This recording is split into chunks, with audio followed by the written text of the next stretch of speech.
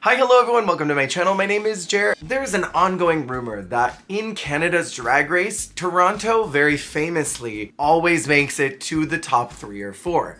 So today, we are going to be attempting to debunk or to prove correct this rumor with cold, hard facts. Now, this video is not going to dissect any of the queens who were eliminated along the way to the finale who may or may not have been from Toronto, rather to focus only on the finale and who made it there. So starting out in the very first season, in our top 3 we have Priyanka, Rita Baga, and Scarlett Bobo. Of these 3 queens, Scarlett and Priyanka are indeed from Toronto, with Rita Baga being from Montreal. You're from Montreal. I do want to say, I think that of these top 3, I don't think anyone got any preferential treatment. Maybe a few times Priyanka was in a safe position where maybe she shouldn't have been. But I think the same could be said for Scarlett Bobo, who easily could have been in the bottom during that 1 week. You remember the one where she was with Alona saying "sissy"? But I think overall, this season and the route to everyone getting to the finale felt fair. Next is season 2, where we have our second and only other top 3. And our top 3 is Isis Couture,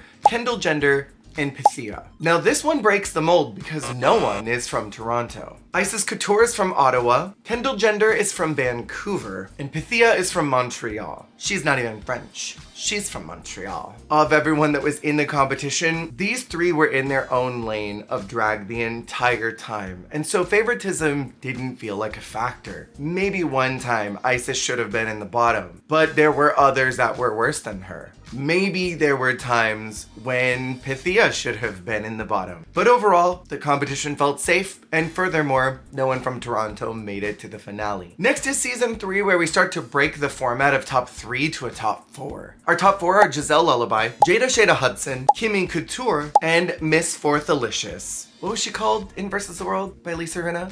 Miss Fabulicious? Of this top 4, Giselle Lullaby is from Montreal, Jada Shada Hudson is from Toronto, Kimmy Couture is from Ottawa, and Miss Fourthalicious is also from Toronto. So it's a bit of a return to form where half of the finale is from Toronto. But once again, we have Montreal representation. So it's starting to skew a little bit towards this theory. Now we move into season 4, one of my personal favorites, where our top 4 is Venus, Aurora Matrix, Denim, and Near Enough. Now Venus is from Vancouver. Aurora is also from Toronto. Denim is from Montreal. And Nira is from Calgary. This is the only time that Calgary is represented in the finale across the franchise. I do think there was some favoritism this season, but I don't think it had anything to do with their region, but more with their drag and what they were bringing to TV. And then we go to season 5, the most egregious of all of the seasons, where our top 4 are the Virgo Queen, Michaela Couture, Minnie Wang, and Helena Poison. And if you kept up with the season, all 4 of them are from Toronto. This massively skews that theory into the direction that Toronto always makes it to the end. But looking at the data with my complex team of scientist cats, I have some data that I've extrapolated and then I'm going to interpret in my own way. So total from Toronto, we have 9 queens that have made the finale. From Montreal, the second most represented in finale are 4 queens. Meanwhile, Ottawa and Vancouver are tied with 2 queens each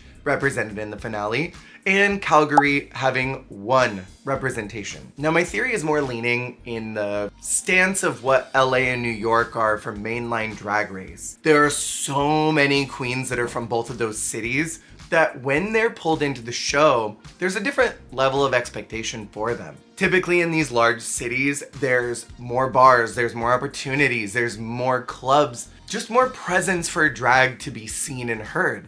Therefore, there's going to be more money floating around. There's going to be more of an audience that are going to fund them and keep their drag going. And with more eyes, more tips, and more opportunities, they're going to have a higher level of drag. They're going to have more connections for when it's time to go to the show.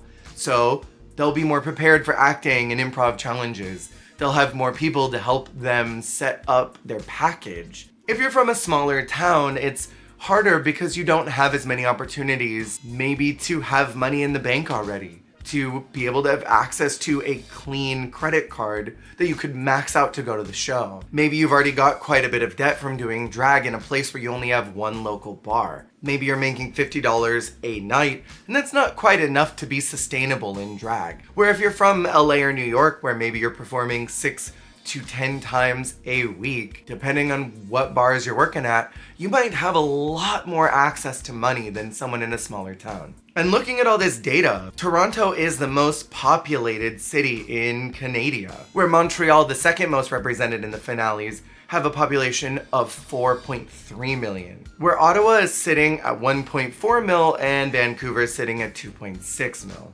and Calgary being at 1.4 million as well. And so I think this data extrapolation merely says there's more opportunities in Toronto. I will leave it up to the Redditors and to the commenters on this video to decide if there's some sneaky, underhanded, dark shadow cabal that is ruling over Canada's Drag Race to decide if they are going to push the Toronto queens harder than the others. But I truly think it goes to these queens just have access to more resources. Because if I look at people like Priyanka, Scarlett Bobo, Jada Shada, well, maybe not Jada Shada, Miss Fiercelicious, Aurora, Virgo, Michaela, Helena, and Minnie, their drag was in a really high caliber. Not to say that the others in the finales with them didn't, but their drag was a lot better than what everyone else's were from other regions in Canada. And so I think that does have a lot to do with it. In any case, what are your thoughts about this conspiracy theory? Do you believe that there is some